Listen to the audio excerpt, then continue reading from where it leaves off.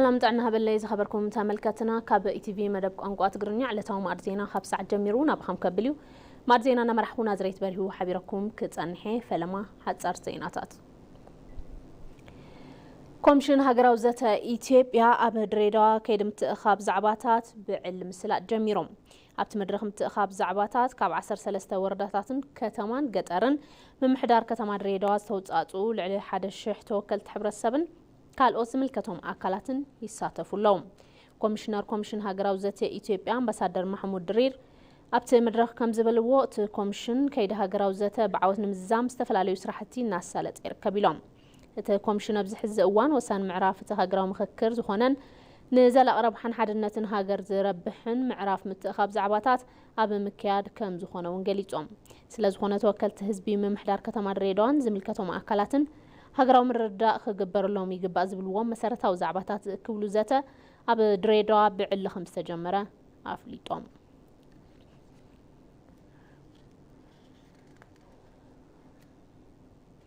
ኢትዮጵያ ቁጠባኣ ክብንምባል ምስ ኣባል ሃገራት ብሪክስ ከም ትሰርሕ ኣምባሳደር ኢትዮጵያ ብሩስያ ኡሪያቻም ኡጋላ ገሊጾም እቶም ኣምባሳደር ምስ ቲቪ ብሪክስ ኣብ ዝነበሮም ጻኒሒት ኢትዮጵያ ናብ ብሪክስ ምጽምባራ ብዛዕባ ዘለዎ ረብሓን ተዛመድቲ ጉዳያት ነብሪሆም ብመሰረት እዚ ኢትዮጵያ ቅድሚ ሕዚ ኣብ ዝተፈላለዩ ኩለ መዳይ ርክባት ተሳትፎ ከም ዝነበራን ከም ዘለዋን ገሊጾም ካብ መንጎ ዝሓደ ናብ ብሪክስ ምጽምባራ ከም ዝኾነ ድማ ተዛሪቦም ኢትዮጵያ ምስ ሃገራት ብሪክስ ዘለዋ ኩለ መዳይ ርክብ ዝጸንሐ ከም ዝኾነ እውን ሓቢሮም ስለዝኾነ ኢትዮጵያ ቁጠባኣ ክብንምባል ምስ ኣባል ሃገራት ብሪክስ ከም ትሰርሕ ገሊጾም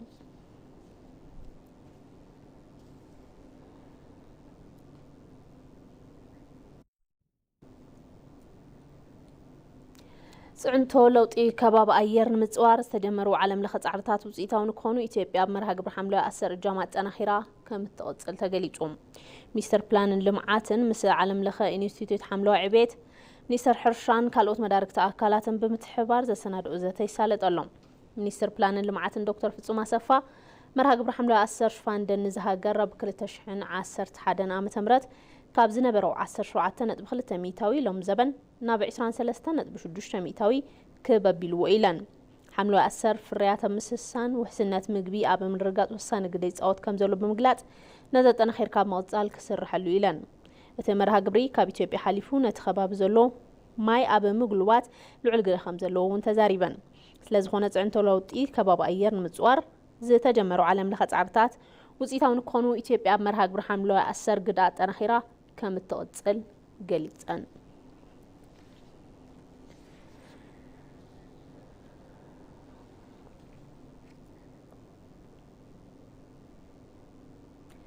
ቀዳማይ ዙርያ ዓለም ለኸ ጉጅለ ወሃብቲ ክረምታዊ ናጻ ግልጋሎት ጥዕና ናብ ኢትዮጵያ ኣትዩ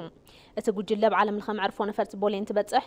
ላዕለዎት ሓለፍቲ ስራሕ ሚኒስትር ጥዕና ኣቀባብላ ገይሮምሉ 26 ናጻ ግልጋሎት ጥዕና ዝህቡ ህንዳውያን ዝሓዘ ጉጅለ ከም ዝኾነ ሓበሬታት ሚኒስተር የመላኽት እቶም ህንዳውያን ብምትሕባር ሮቶሪ ኢንተርናሽናል ክለብ ኣዲስ አበባ ብሮቶሪ ኢንተርናሽናል ቻንዲጋር ክለብን መንገዲ ኣየር ኢትዮጵያ ግሩፕን ከም ዝመጹ ተገሊጹ እቲ ጉጅለ ወሃብ ግልጋሎት ጥዕና ብሆስፒታል ሚሊኒየም ሜዲካል ኮሌጅ ቅዱስ ጳውሎስ ሆስፒታል ኣለርትን ሆስፒታል ጥቁር አንበሳን ልዕሊ 1500 ናጻ ግልጋሎት ሕክምና መጥባሕቲ ከም ዝህብ ተሓቢሮም ኣካል ክረምታዊ ወለንታ ዝኾነ ግልጋሎት ናጻ ምርመራ ሕክምና ብብርክ ሃገር ኣብ ኩሎም ትካላት ጥዕና ከም ዝተጀመረ ዝፍለጥ እዩ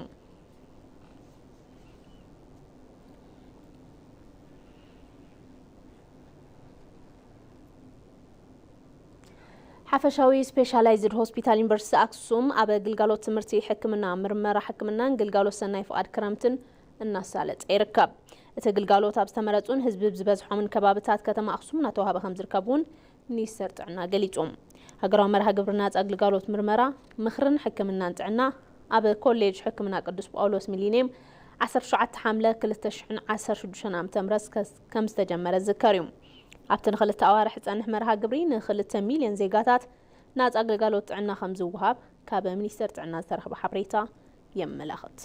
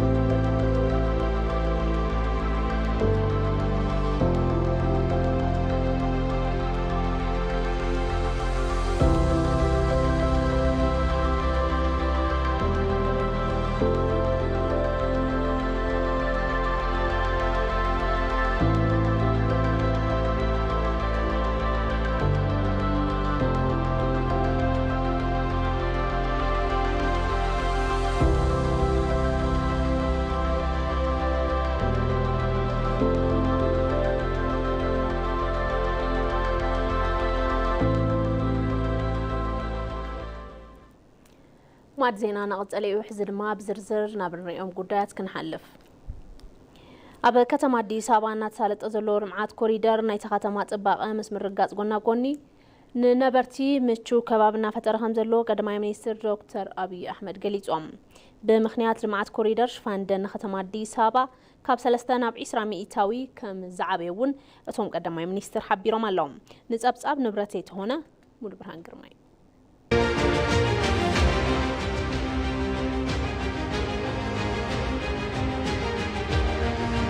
قدامي منستر دكتور أبي أحمد مسامر رحتات كتم أديس أبابا حبار بمخان كم مجنانيا كساب سي إم سي أبست سرح كوريدر عودة الصليدوم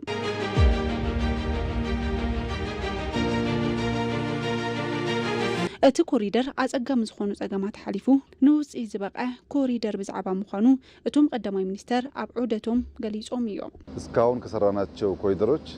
ትንሽ ከበድ የሚለው ኮሪደር ይሄ ኮሪደር ነው كسا حزي كاب استسرح كوريدرات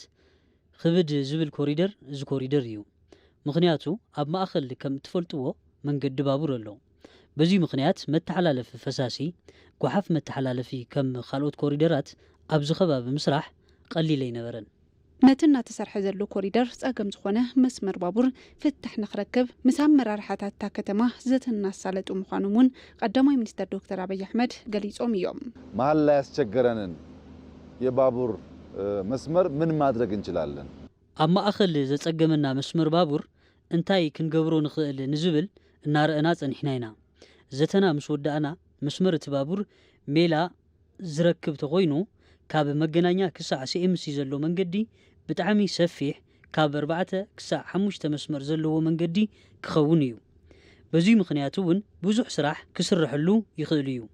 ኣብዚ ከባቢ እዚ ከም ትሪእዎ ብርክት ዝበሉ ህንጻታት ተሃኒጾም እዮም ነዚ ከባቢ ተወሳኺ መንገዲ ሃይዌይ የልዮ እዩ كم مجنانيا سي إم سي استهانز كوريدر بزعبا زكاتتهم سرحتي قدامي منستر دكتور أبي أحمد كم زسعب يردو ግሪነሪ ወክዌይ የህንጻ ውበት የአስፋልት ስራዎች የባይክ ሌን እና እንዲህ ያለ በየቦታው حملوي خبابي منقد إجرنيا صباق حنسة سرحت منقد سايكل باركتات متصوت قعشو باسكيتبول نزي خبابي زوي مراخبي زخون حبرو نجر تفتيريو كلاتنا كم نفولتو قدم حزي أب كتما أديس أبا أي نبرن قدم حزي مترنا عجوبا زخونو أب أديس أبا أي تلمدن مترنا عجوبا بوتان تغوينو نهنسات يبهالمو أب منقد سرقات سريحو قرشي يركبو نيرو تسترخ بجنزب نلمعات تغتما أي وعلن صباغون أي رأنان حزقنا أم من قدي بركت زوالو سبات أب زنورلو كم ززا أمسل سراح انت سراح حقا مزراب بتعامي زحقوس سراحة لمعات كوريدر صباغا كتما أديس أبا لعلم الرقاصو نايتا كتما شفاندني كم زعبيوغن آرديوم يوم የዛሬ 4-5 ዓመት ገደማ አዲስ አበባ ነበረው ጥናት قدم 3-4 عامتات أب كتما أديس أبا بستسالة مصنعتي شفانا حملوي كتما أديس أبا تحت 300 ينيرو هزي أستات 200 ناخونه يزلو نزمر أيز دليه كابولي كسعقورو مكينا انداقنها يرأيو دنينا نافترنا زلنا دحري 3-4 عامتات أديس أبا نخلو التمتشو كتما كتخونيا أب كتما أديس أبا لمعات كوريدر أب زي تجمر لهم خبابيتات سرحة مجمار مزنعت كم استزازمون قدامي منستر أبي أحمد قليز يوم አሁን አጥንተን ጨርሰናል ተጨማሪ ኮሪደሮች حزي أصنعنا وديناينا توساخ كوريدرات نمهنات إذا مستزازمة كجمريو كمان قمتن تسفن أب زنعس عمتات كتما أديس أبا بأقراب استشفنت سعري انبابا بببوتو زرع إلا كتما كتخونيا نمنبر مجوت كتما كتخونيا جمارونا صبغيو حزون ملأختي أب جمارونا إنا نركب جناينا أب كتما أديس أبا إننا تسالتو زلو سرحة لمعات كوريدرن حملوي خبابي ناي مفتار سرح نبرتي كابز تعفن خبابي وزيوم أمتشو خباب نخنبرو زاق على مخوانون حبيروم يوم سمعنا سبريتوريا مبقسيون مبسيحون حقا منقستاوي تسكالات مخباري خبل قلقالوت كومنيكيشن منقست قلتهم أبا وانا وقدات بزملكات كابا قلقالوت كومنيكيشن منقستي زيتوها بمقلات له برهي برهانا كم سعب قاربوي سممع بريتوريا مبقسيون مبسيحون حقا منقستاوي تكالات مخباري ሃገራዊ ቦርድ መረፃ ኣብ ቀረባ እዋን ብዝተመሓየሸ ኣዋጅ መረፃ ቁፅሪ 1332 ህዝባር 2016 ዓንቀጽ 2 ንኡስ ዓንቀጽ 1 መሰረት ንህወሓት ምስክር ወረቐት ምዝገባ ከም ዝሃበ ገሊጹ ኣሎ። መንግስቲ ሕገ መንግስታዊ ትካላት ብሕግን ትካላዊ ናጽነትን ዝውስንኦ ውሳነ ይቕበልን ይንእድን ሓደ ፍረ ለውጢ ብምዃኑ ህወሓት ሕጋዊ ሰብነቱ ዝሰኣነ ሃገራዊ ቦርድ መረፃ ኢትዮጵያ ብመሰረት ኣዋጅ ምዝገባን ስነ ምግባርን ፓርቲታት ፖለቲካ ብዘመሓላለፎ ውሳነ ከም ዝኾነ ይዝከር። ቦርድ መረፃ እቲ ፓርቲ ኣብ ምንቅስቃስ ሓይልን ዓመፅን ብምስታፉ ምዝገብኡ ንኽስረዝ ብምውሳኑ ህወሓት ሕጋዊ ሰብነቱ ምስኣኑ ይፍለጥ። ውሳነ ሃገራዊ ቦርድ መረፃ ባይቶ ወከልቲ ህዝቢ ፌድርኢ ንህወሓት ራዕዳዊ ኢሉ ቅድሚ ምብያኑ ዝተመሓላለፈን ባዕሉ ወይ ድማ ርእሱ ክኢሉ ጠጠው ዝብልን ናይ ባዕሉ ሕጋዊ መሰረት ዘለዎን ውሳነ እዩ።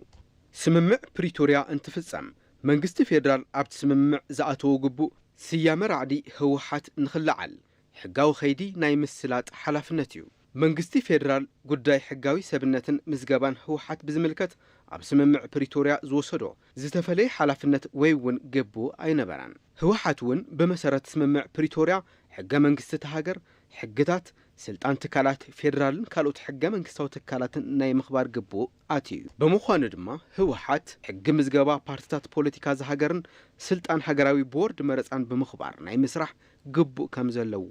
ግልጽ እዩ። ስለ ዝኾነ ድማ ብመንጽር ስምምዕ ፕሪቶርያ እንትረአ እውን ጉዳይ ሕጋዊ ሰብነት ህወሓት ኣግባብነት ብዘለዎ ሕግን ብመሰረት ኣሰራርሓ ሃገራዊ ቦርድ መረፃን ጥራሕ መዕለቢ ክረክብ ዝግብኦ ጉዳይ እዩ። መንግስቲ ፌደራል ኣብዚ መዳይ ምስ ኣመራርሓ ሃገራዊ ቦርድ መረፃን ህወሓትን ተደጋጋሚ ምይይጣት ብምክያድ ህወሓት ከም ውድብ ፖለቲካ ሕጋዊ ኣፍልጦ ንኽህልዎ ኩነታት ንምምዕርራይ ጻዕሪ እናካየደ ጸኒሑ እዩ። ኣብዚ መዳይ ቅዋም ሃገራዊ ቦርድ መረፃ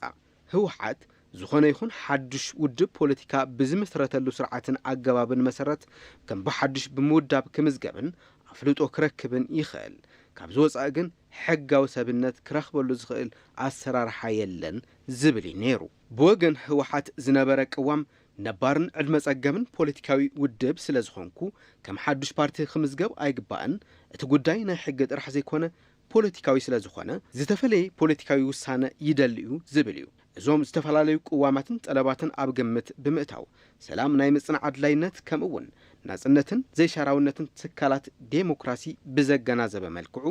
እቲ ጉዳይ መዕለቢ ንምሃብ ዝሓሸ መንገዲ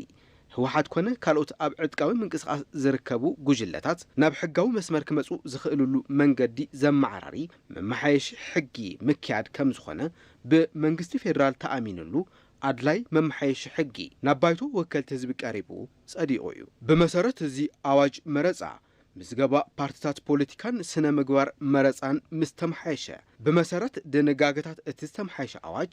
ህወሓት ሕጋዊ ሰብነት ንኽረክብ ኣድላይ ወይ እውን ቅድሚ ኩነት ዝኾነ ስምምዕ ሰላም ምፍጻሙ ኣመልኪቱ ሚኒስቴር ፍትሒ ንሃገራዊ ቦርድ መረፃ ደብዳቤ ጽሒፉ እዩ። በዚ ድማ ጉዳይ ሕጋዊ ሰብነት ህወሓት መዕለቢ ንኽረክብ ብወገን መንግስቲ ፌደራል ክፍጸም ዝኽእል ኩሉ ተገይሩ እዩ። መንግስቲ ፌደራል ልዕሊ ፍርቂ ርሕቐት ከይዱ ብመሰረት ስምምዕ ፕሪቶርያ ትጽቢት ካብ ዝግበረሉን ካብ ዘለዎ ግቡእን ሓሊፉ ምስ ቦርድ መረፃን ህወሓትን ኣብቲ ጉዳይ ተኸታታሊ ልዝባት ኣካይዱ እዩ። ብዝተኻየደ መማሓየሺ ሕጊ መሰረት ሃገራዊ ቦርድ መረፃ ንህወሓት ብምምዝጋብ እቲ ውድብ ሕጋዊ ሰብነትን ኣፍልጦን ክህልዎ ነቲ ቦርድ ናይ ምትሕብባር ሕቶ ኣቕሪቡ እዩ። ነዚ ስዒቡ ድማ ህወሓት ሕጋዊ ሰብነትን ኣፍልጦን ንምርካብ ትጽቢት ዝግበረሉ ናይ ፓርቲ ሰነዳቱ ማለት እውን ፕሮግራምን ሕገ ደንብን እቲ ፓርቲ ከምኡ እውን ካልኦት ተተሓሓዝቲ ሰነዳት ናብ ሃገራዊ ቦርድ መረፃ ብምቕራብ ብመሰረት ዝተመሓየሸ ኣዋጅ ተመዝጊቡ ሕጋዊ ሰብነቱ ረኺቡሎ።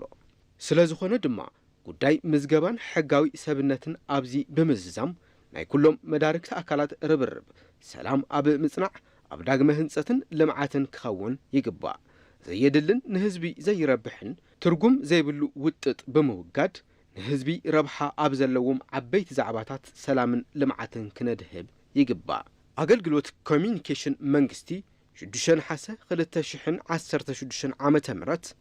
ኣዲስ ኣበባ። ምምሕዳር አዲስ አበባ ኣብ በጀት ዓመት 2016 ዝሓሸ ፈጻጽማን ዘመዝገቡ ወረዳታት ክፍለ ከተማታትን ትካላትን ኣፍልጦን ሽልማትን ሂቡ እቲ ሽልማት ኣብ ቀጻሊ ሕብረተሰብ ዝሓሸ ግልጋሎት ንምቕራብ ዘላዓል ምዃኑ ድማ ተሓቢሮም ንጸብጻብ መሐመድ አልቃድር ኣባደመቀ ምምሕዳር ከተማ አዲስ አበባ ኣብ በጀት ዓመት 2016 ዝሕሻ ኣፈጻጽማ ስራሕ ንዘመዝገቡ ወረዳታት ክፍለ ከተማታትን ትካላትን ኣፍልጦን ሽልማትን ሂቡ ካብ 11 ክፍለ ከተማታት ካብ ቀዳማይ ክሳብ ሳልሳይ ዝወጹ 31 ወረዳታት ኣፍልጦ ዝሃበ እንትኸውን ካብ ቀዳማይ ክሳብ ሳልሳይ ንዝወጹ ክፍለ ከተማታት ድማ ሽልማት ኣበርኪቱ እዩ አንደኛ ቦሌን በመከተል አልቀመስ ያለው ክፍለ ከተማ ቂርቆ ሶስተኛ አዲስ ከተማ እንኳን ደስ ያላችሁ ዝሕሻ ኣፈጻጽማ ብምርካብ ሽልማት መኪና ዝረኸቡ ትካላት ኣብ ቀጻሊ ዝሕሸ ስራሕ ንምስራሕ ዘላዓል ምዃኑ እቶም ሓለፍቲ ስራሕ ገሊጾም መሸለማችን እጅግ በጣም አስደስቶናል ለስራችንም ትልቅ አቅም ነው ሽልማት ምርካብና ዝሕጉስ እዩ ንስራሕና አቅሚ እዩ ሰሪሕኻ ውጽኢታዊ ኮይንኻ ምርካብ ጽቡቕ እዩ እዛም እዚህም ያሉ የህዝባችንን ጸገማት ሕብረተሰብና ክተርፍ ብምግባር ኣብ ቀጻሊ ዝሕሸ ኣፈጻጽማ ንምምጻእ እምነት ኣለኒ በጋራ ነው የሰራነው ኩሉ ኣመራርሓ ህዝቢ ተሓባቢሩ ዘመዝገቦ ውጽኢት እዩ እዚ ሽልማት ንቐጻሊ ጽቡቕ ምላሓል ፈጢሩልና እዩ ካብዚ ንላዕሊ ብምስራሕ ከተማናን ህዝብናን ንምልዋጥ ክንጽዕር ኢና እቲ ዝተዋሃበ ኣፍልጦን ሽልማትን ኣብ ቀጻሊ ሕብረተሰብ ንምግልጋልን ዝሕሻ ኣፈጻጽማን ምምዝጋብን ዘለዓዕል ምዃኑ ከንቲባ ምምሕዳር አዲስ አበባ አዳነች አቤቤ ገሊጸን ህዝባችን በዛ ተቋም በዛ አገልግሎት ዘርፍ ህዝብና ኣብ ትካላትን ማእኸላት ግልጋሎትን ግቡእ ግልጋሎት ንኽረክብ ንደሊ ኢና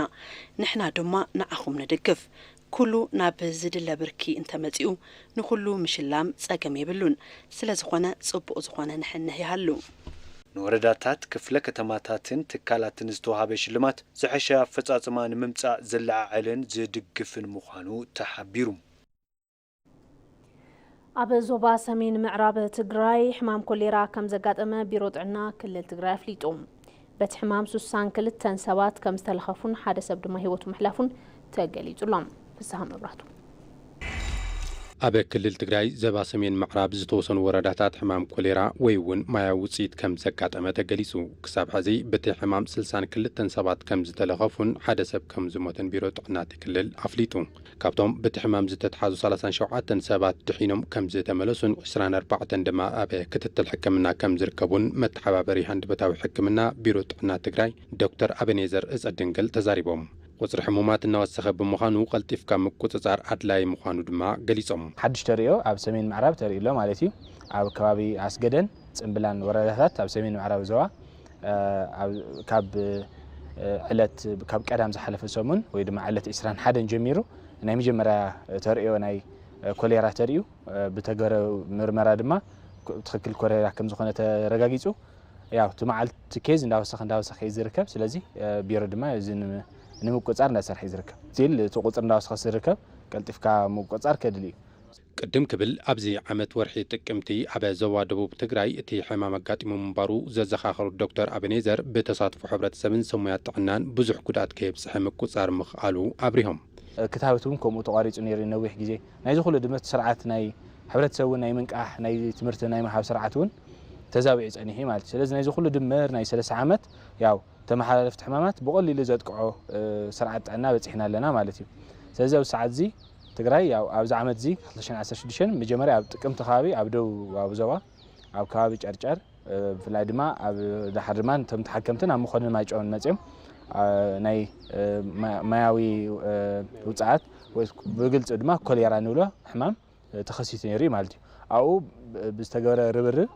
ካብ ኩሉ ካብ ሰሙያ ጥዕና ኣመራርሓ ናይ ዓዲ ኩሉ ናይ ኩሉ ናይ ሃይማኖት መራሕቲ ናይ ኩሉ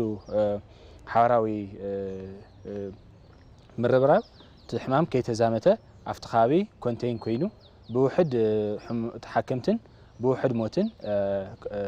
ኣብ ምቁጻር ተኽኢሉ እዩ ማለት እዩ 95 ሚእታዊ ተሓከምቲ ዝስተ ማይ ካብ ሩባ ምጥቃሞምን ሽቓቕ ወይ ድማ ዓይኒ ምድሪ ዘይተጠቐሙን እዮም ዝበሉ ዶክተር አበኔዘር ጸድንግል እቲ ሕማም ብቐሊሉ ተለባዓይ ምስ ምዃኑ ተተሓሒዙ ክረምቲ ምዃኑ ድማ ብቕልጡፍ ክዛመት ጥጡሕ ባይታ ዘንብር ኢሎም ስለዚ ግቡእ ጥንቃቐ ክግበር ከም ዝግብኦ ኣተሓሳሲቦም 95 ሚእታዊ ተሐከምቲ ካብ ሮባ የማይሰትዮም እና ኩለና ምንፈልጦ ተምተሳን 5 ድማ ሸቃቅ አይተጠቀሙን ፍታን ተለው ዋላ ንዓቀብ ተብል ተለው በቀሊሉ ተኻቢ ብከል ማለት እዚ ተዋና ቀንዲ ምክንያት ማለት እዩ ጽሬቱ ዘይሐለው ማይ ሰብሰቲ ካብ ሮባ ካብ ተፈላለዩ ዘይተሐከመ ማይ ምስታይ ጽሬት ኻቢያውን ውልቃውን ጽሬት ብዘይ ምሕላዊ ዝመጽ ማለት እዩ ሓፈሻው ግን ክረምት ምዃኑ ግን ብጣዕሚ ከጋድኽ ኢሉ ምክንያቱም hamti ዝወልኮ ዝናብ ይዘንብ ይሓጽውን እቲ በቦትኡ ዝተፈተነ ፍታን ንሱ ያጋድዶ ማለት እዩ ንዝሕም እቲ ሕማም ንምክልኻል ውልቃውን ከባቢያን ጽሬት ምሕላው ፍቱን መድሕን እዩ ዝበሉ እቶም ሓላፊ ምልክታት እቲ ሕማም ዝተረኣየ ሰብ ብቕልጡፍ ናብ ትካላት ጥዕና ንክኸድውን ምዒዶም ከባቢያውን ውልቃውን ጽሬት ክሕልክ ክኽእል ኣለዎ በመጀመርያ ውልቃው ጽሬት ይዝቅድም ፍታና ኣብ ትክክል ቦታ ኣብ ሸቃ ክንፍትን ክንኽእል ኣለና ኢድና ብሳሙና ኩሉ ግዜ ክንሕጸብ ንኽእል ኣለና ብኣግባቡ ጽሬትና ጽሬት ካቢና ንሕልና ካቢና ድማ ፍታን ኣብ ሸቃ ጥራሕ ክኾን ዝኾነ ይኹን ንዓቀብ ይኹን ዘብሎ ወይ ዝሓመውን ኣብ ትካል ጥዕና ብቆልጢፉ እንድሕር ክመጽእ ኢሉ ክሕከም ተኽኢሉ ኣየመሓላለፍን ትሰውን ስለዚ ቆልጢፉና ኣብ ትካል ሕክምና ክመጽእ ክኽእል ኣለዎ ምግቢ ክነዳልተልና ጥንቃቄ የድልየና እዩ ብኣግባቡ ክሕጸብ ክኽእል ኣለዎ ኣብ ምግቢ ምንድላው ማለት እዩ ንሰትዮ ማይ ድማ ዝተሐከመ ወይ ድማ ዝፈልሐ ማይ ክንጥቀም ንኽእል ኣለና ስለዚ ሓፈሻዊ ብኩሉ መዳይ ውልቃውን ከባቢያውን ጽሬት ምግባር ኢና ዝሕማም ዝክንከላኸሎ ንኽእል ቢሮ ጥዕና ክልል ትግራይ ተጋጢሙ ዘሎ ሕማም ኮሌራ ከይዛመት ማእኸላት መሆቲ ሕክምና ሰናዲኡ ግቡእ ክትትል ይገብር ምህላው ኣፍሊጡ እቲ ሕማም ኣብ ሓደ ቦታ ጠጠው ዝብል ብዘይ ምዃኑ ድማ መንግስቲ ፌደራል ኾነ ካልኦት ኣብቲ ዓውዲ ዝነጥፉ ትካላት ግቡእ ሓገዝ ንኽገብሩ እቲ ቢሮ ጸዊዑ ኸዚ ብጎንኡ ኣብቲ ዘለዎ እንድሕር ዘይተቆጻጸርናዮ ተስፋሕፊሑ ከቢድ እቲ ናይ ሰብ ህይወት ይኹን መጉዳእቲ እዩ ዘብጽሕ ስለዚ ናይ ኩሉ ርብርብ የድልዩ ከም ሃገር እውን ሪስፖንስ ግበር ምክንያቱም ሕማም ሒዝካ ይትሕዞ ናብ ኩሉ ሃገራት ናብ ኩሉ ኖት ኦንሊ ናብ ክልላት ጥራሕ ከይኮነ ናብ ሃገራት እውን ክዛመት ትኽእል ስለዚ ናይ ኩሉ ከም ፌደራል እውን ከም ሓፈሻዊ ከም ዓለም ለኸን ኣትኩረት የድልዩ ማለት እዩ ተመሓላለፍቲ ሕማማት ኣብ ምምዕባል ንዝርከባ ሃገራት ቀንዲ ጸገም ስርዓት ጥዕና ምዃኑ ሓበሬታ ትካል ጥዕና ዓለም የረድእ